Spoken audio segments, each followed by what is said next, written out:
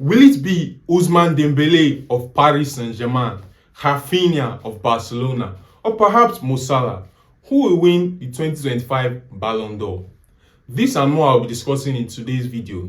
So welcome to today's video, guys. In today's video, I'll be talking about the 2025 Ballon d'Or nominee list that just dropped recently in preparation for the award ceremony in September. Right. So a couple of nominee lists have been released for 2025 Men's Ballon d'Or, Women's Ballon d'Or, the Goalkeeper Award of the Year, and the Coach of the Year, and a couple of other awards. I won't be touching on all of them, but I'll be touching on a few of them. And yeah, let's get into it. So, first off, there are three. For me, there's a 30-man list for the 2025 Men's Ballon d'Or, but I feel like there are really only two contenders to win the award as of this moment, and I think it is Dembele, Ousmane Dembele of Paris Saint-Germain and France, and Rafinha of Barcelona and Brazil. So let's look at these two, and I think everybody agrees with me that it's really between these two players, really, if we want to be honest. Yeah, in terms of goals, numbers, they are pretty close to each other, really close. The numbers are really close. Dembele had a brilliant season with PSG, doing the treble with Paris, brilliant Champions League win, winning the Ligue 1 and the French Copa as well.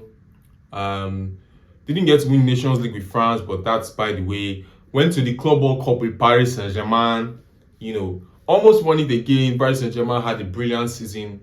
It was really good for PSG, a brilliant season, and of course that's the reason why he's nominated. Also, Rafinha had a brilliant season in Barcelona, doing the domestic treble. That's the Spanish Super Cup, the Copa del Rey, and the La Liga title, and coming up just short in semi-final of Champions League against Inter Milan.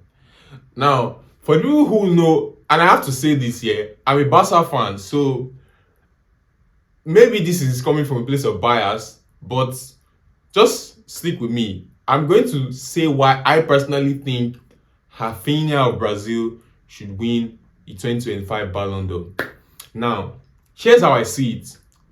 In the 2024-2025 season, I do not think that there was any player who was as instrumental to where their team got to and how far their team went in every competition like Rafinha was. And in comparison to Ousmane Dembele, who is, for me, the only other threat to Rafinha winning the Ballon d'Or, the numbers are pretty much very close. But here's where I feel like the two of them are separated. Rafinha was consistent from the start of the season to the very end of the season. Dembele had sort of a slow start to the season and had some issues with Luis Enrique where he was not playing for a while. And then he sort of picked up form around December when PSG resuscitated their Champions League hopes, because they were almost out of the competition. But Rafinha, right from the start, hit the ground running, and up until that second leg against Inter Milan, where Barcelona lost in extra time, Rafinha, even beyond that game, Rafinha was good. Rafinha was excellent. Rafinha exceeded expectations. I know that PSG getting to the Club World Cup final definitely helps Dembele's case. But even in that Club World Cup, I want you guys to remember that Dembele did not play a large part of that tournament. And I think the whole group stage, I'm not sure. I think he entered that tournament with an injury. And the entire group stage, he was not really involved. I'm not even sure he played. But I know that he played in the latter stages. And then he scored a really important goal against Bayern while PSG were defending, I think with 2 man down or something. Scored a really important goal that killed the game. PSG finished that game with 2 red cards, by the way. So And in the game against Real Madrid, I don't remember, I think he scored or not, I'm not sure, I can't remember now. But in the final, which they lost, he didn't score, as well as in the final against Inter Milan. If you win 5-0 and you don't score in a final, I guess that says what it says, right? But again, here's why I think Rafinha, to just round this up, here's why I think Rafinha should win the 2025 Ballon d'Or. Again, I say, there was no player who was as consistent from the start of the season to the end of the season for their club. In all the clubs that got to the latter stages of all the competitions they played in, if you look at all those clubs, there was no player that was as instrumental as Rafinha in all of those clubs, that delivered equally in goals, in assists, as a winger, in tracking back, marking, interceptions, ball recoveries, every part of play, Rafinha was involved. Everything Barcelona did, everything Barcelona achieved last season, Rafinha was involved from start to finish. And for me, the Champions League that Barcelona did not win was the Achilles heel. But ultimately, if the Ballon d'Or is an individual award, I guess you give who delivered the most individually. That's where I rest my case. Now, let's go to something else about the Ballon d'Or, and which is that the last Ballon d'Or winner, 2024 winner, Rodri. Now, recently, Pep Guardiola said in an interview that Rodri was going to miss the start of the season. Which brings me to a question I want to ask. Has Rodri fully recovered from a very exhausting 2023-2024 season where he played over 65 games, I think, for club and for country, winning the Euros, the Premier League, and the FIFA Club World Cup, at that time? Has he fully recovered? Because it was a very excruciating season for him. And eventually, he sustained an ACL injury at the start of the 2024-2025 season in a heated game against Arsenal. And since then, even when he recovered, so there was some optimism at the time he recovered, right? At the start of the season, towards the end of the season, and City fans were even happy that, Rodri is back, and was going to be back to his best real soon. And he even started to play in the Club World Cup. He was playing a couple of games and all of that. But ultimately, in the game that City got knocked out in the round of 16, I think, against Al Hilal, he sustained an injury in that game, and he has not still been able to recover. So, guys, I ask again, has Rodri fully recovered from an excruciating 2023-2024 season, which ultimately became very rewarding for him as he got awarded the 2024 Men's Ballon d'Or? But that season seems to have taken a lot away from him. So let me know, guys. What do you think that season... do you think that season has affected Rodri? Do you think Rodri will ever recover from that season? Just let me know, because I am very concerned for Rodri as a very recent Ballon d'Or winner. I don't think it's nice that, we don't really know if he'll be back to his best, but obviously we hope he'll be back to his best. Now, let's go to the Women's Ballon d'Or nominee list. But before that, let me take a little water break.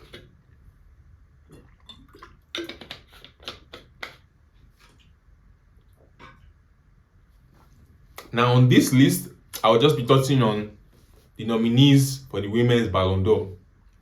And I think that in particular, I'll be talking about Aitana Bonmati of Barcelona and Spain.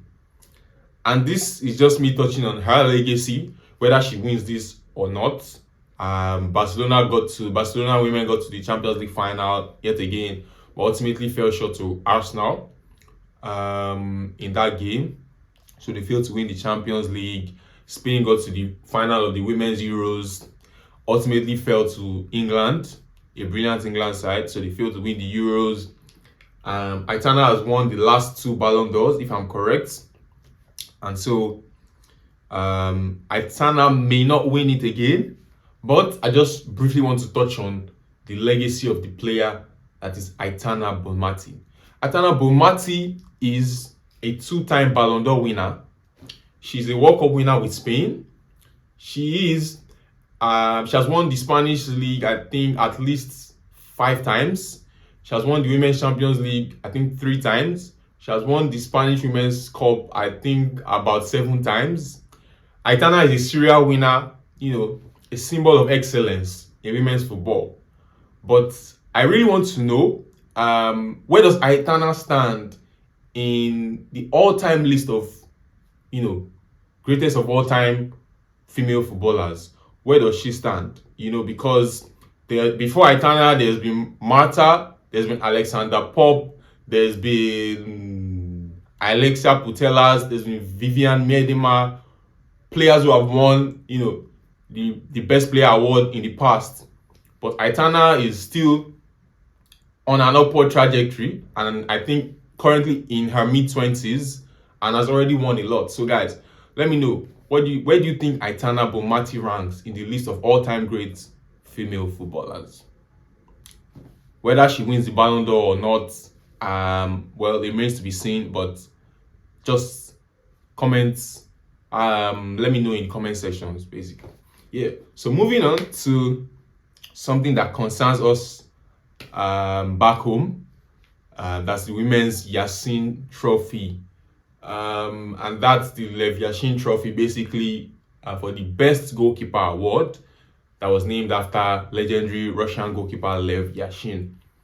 And we have one of our own, the Women's Best Goalkeeper nominees, one of our own, Chiamaka Nnadozie, alongside Catacol of Spain and Anna Hampton of the England Women's Euro winning team. Chiamaka Nnadozie, for me, one of the best goalkeepers in the world at the moment. In the 2024-2025 season, she had, let me say now why I think she's, because I need to say this well. I need to speak highly of our own. This is a player I've always admired right from when she started with the Super Falcons at under 17 level in 2018, if I'm correct. And her start in the 2024-2025 season was 17 clean sheets in 31 games for club and country, 2 penalty saves in Paris FC's Coupe de France penalty shootout final against PSG, Champions League qualification for Paris FC, a former club, and WAFCON winner and WAFCON Golden Glove. And this, for me, is why I think Chiamaka Nnadozie is one of the best goalkeepers in the world right now, undoubtedly. Chiamaka Nnadozie is a brilliant shot stopper, a brilliant penalty saver. What else can you ask for, guys? Personally, I felt like she should have made a bigger move. She went to Brighton. Congratulations to her on that move. But I feel like, for me, she deserves to be at the best, the best club in women's football right now. But I'm sure she'll get the bigger move in the future. Obviously, she deserves to be playing at the highest level. Chiamaka Nnadozie, congratulations on your nomination for the best women's goalkeeper in the world. And regardless of whether you win it or not, we are all happy for you. As I personally, as an avid follower of Nigerian women's football, we say congratulations. And of course, we are going to the Kopa Trophy, which is awarded to the best young player of the year. And I think this award is for players under the age of 21, I think, if I'm correct. And there is a similar trophy in Italy called the Golden Boy Trophy. But the difference between that and the Kopa Trophy is that the Kopa Trophy also covers players outside of Europe. So in this category, Estival, current player of Chelsea, was nominated, but he was nominated for his performances in Palmeiras in Brazil. The Golden Boy Trophy, which is a very similar equivalent to this trophy, the only difference between that and the Copa Trophy is that the Golden Boy Trophy is strictly for young players in Europe. Now the Copa Trophy, there's been a couple of nominees, but I will just touch on 4 players I think are going to end up in the top 4. That's Desiree Doué of PSG, Paris Saint-Germain, who had a brilliant end to 2024-2025 in the colors of Paris Saint-Germain. I think he scored 2 goals in the final, had an assist. I think he was man of the match. I'm not sure if I'm correct. Also went to the Club World Cup to play with PSG as well. Still got to the final. So had a good season. And of course, Lamine Yamal, everybody knows him by now. I don't have to say anything about Lamine Yamal and the brilliant season he had with Barcelona. And everybody saying, and Barcelona fans saying he's next Messi, or everybody saying he's next Messi. I don't know. But I guess we'll see. And of course, there's João Neves, also of PSG, a brilliant young talent in midfield, who alongside Fabian Ruiz and Vitinha, just made watching PSG a delight. Just made watching PSG enjoyable. Just made me admire what it means to deliver good football in midfield. Just made me understand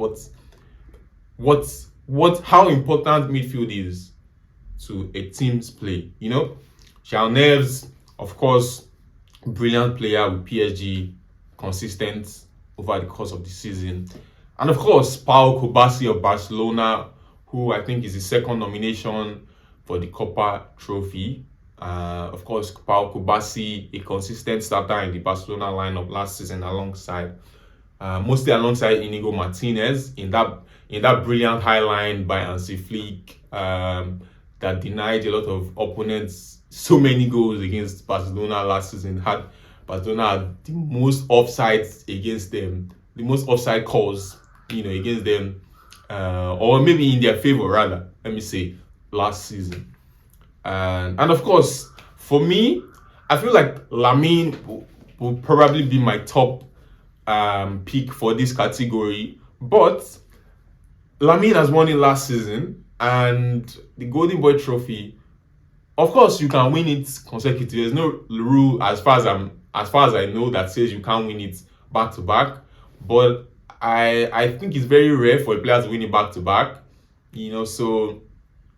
And the people who get to decide who wins this, I personally, if I was on the committee or whatever that decided this, I probably wouldn't give Lamine again just for someone else to win it. Not because he doesn't deserve it, but I probably won't give him again. And in that case, I think Desiree Doué will be the standout player in this category, and it will be absolutely deserved. So for me, if Lamine Yamal doesn't win it, Desiree Doué definitely has to win it, and João Neves will be a close second, and then of course Pau Kubasi somewhere in 4th, 5th, I guess. And then we go to the next category. That's the Club of the Year, and there are some clubs who made significant progress in 2024-2025, who achieved a lot. Barcelona, Paris Saint-Germain, Botafogo, and Chelsea and Liverpool. Barcelona, of course, like I said earlier, a domestic treble.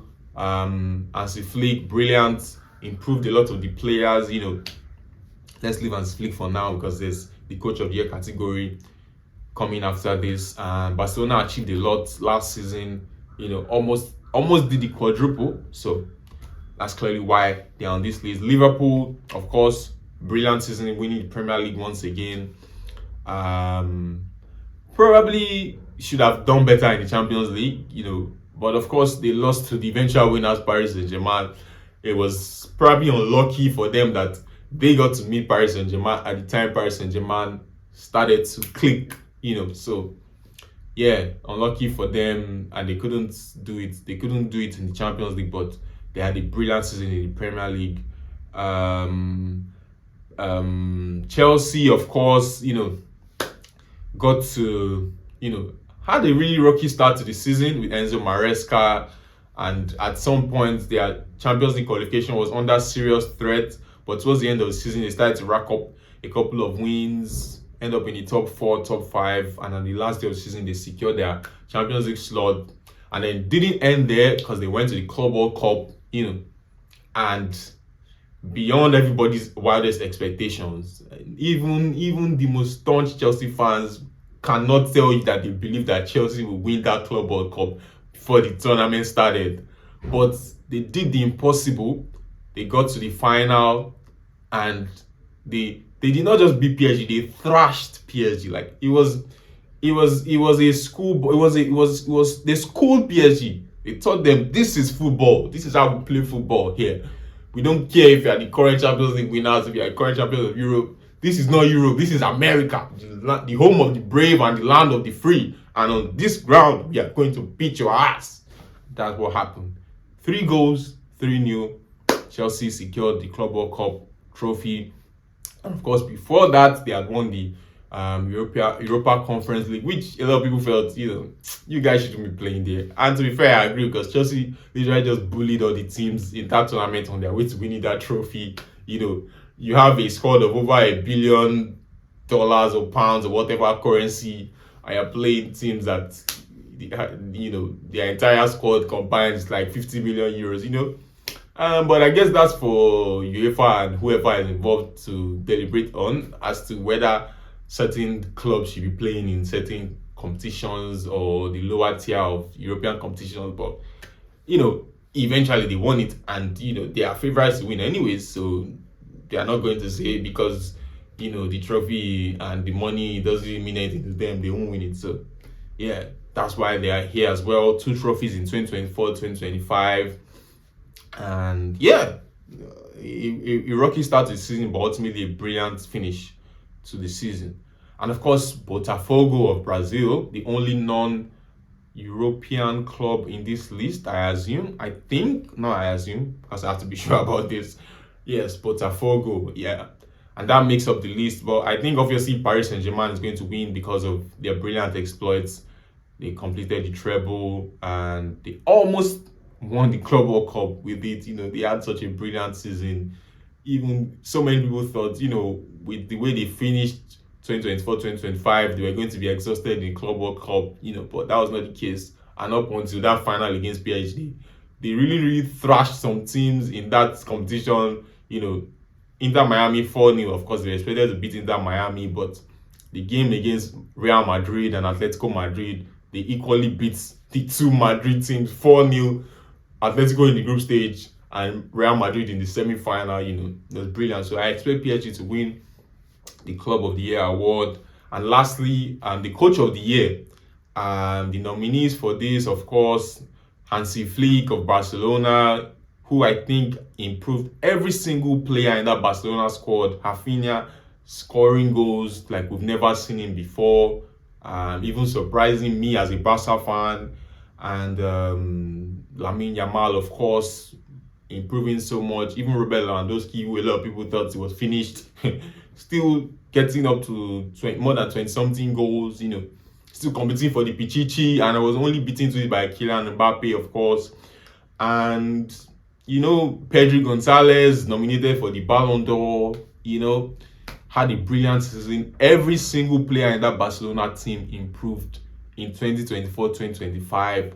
Jules Koundé, Alejandro Balde, Pau Kubasi, every single player. You can see Hansi Flick's imprint in every part of that team. So that goes without saying.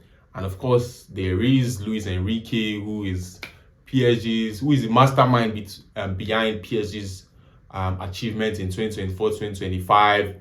And, there's not much to be said, even though they had a really rocky start to the season, the way he changed things from December to May, June, July, where they almost won the Club World Cup too, was just out of this world. At some point, they just blew away team. Imagine winning 5-0 in a Champions League final. I can't remember when last I saw that scoreline, So it was, Luis Enrique absolutely deserved to be here, and obviously will be the winner of this category as well. And of course, you have Antonio Conte, who won the Scudetto with Napoli. Brilliant achievement as well. And I'm trying to remember who else was on that list, but it's not coming to my head now. So let me go to the last category, just an additional category. Our own Justin Madugu, coach of the Super Falcons of Nigeria, was also the winning team at WAFCON, was also nominated for the Women's Coach of the Year award alongside Sarina Wiegman, the England women's coach, England as well, also winning the Women's Euros, and I think the Arsenal coach, I can't remember the name now, who the Arsenal women's team who won the Women's Champions League as well. So congratulations to Justin Madugu on that nomination. And of course, that's where I'll bring today's video to a close. And yeah, that has been my analysis of the Ballon d'Or nominee list that dropped lately and my predictions for the winners. So thank you very much if you watch to this point of the video, and thank you very much if you watch anyways.